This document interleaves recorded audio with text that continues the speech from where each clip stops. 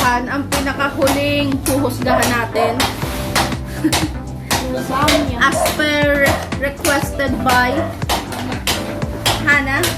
Request ni Hana, husgahan daw natin ang kanyang lasagna. Eh di sige. Ito ang lasagna, ayan, nakabox siya. So ayan. Ito ay party size, 1,500 pesos. Ang bango!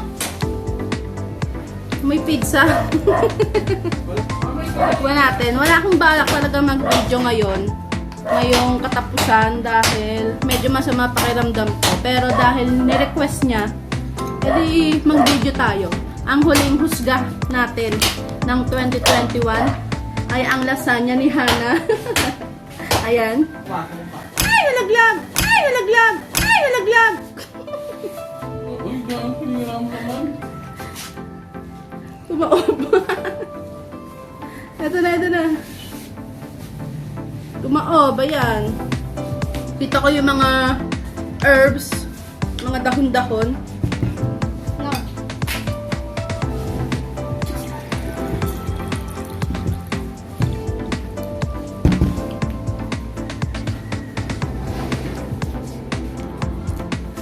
Ano binahan niya? Masarap. Masarap. Pakauwi lang namin.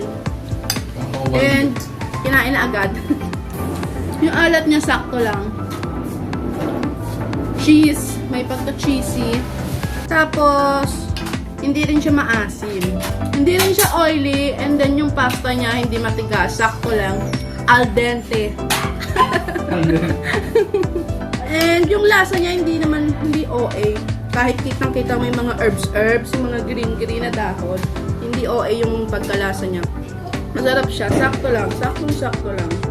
Ang rate ko dito mga 8. Mga 8. Hindi perfect 10 kasi suga pa kasi ako sa sauce. Gusto ko kasi madaming sauce, madaming cheese. Pero masarap siya. So kung gusto niyang itry, mag-message kayo kay Hana Vinson. Wala kasi siyang page. Mag-message na lang kayo, lalagay ko din yung niya, Facebook. Yung Facebook niya para matry nyo kung gusto nyo umorder. And yun, ang rate ko yun nga, mga 8. And masarap siya. Hindi siya sakto lang yung niya. So yun. So, dito na nagtatapos tong video ko.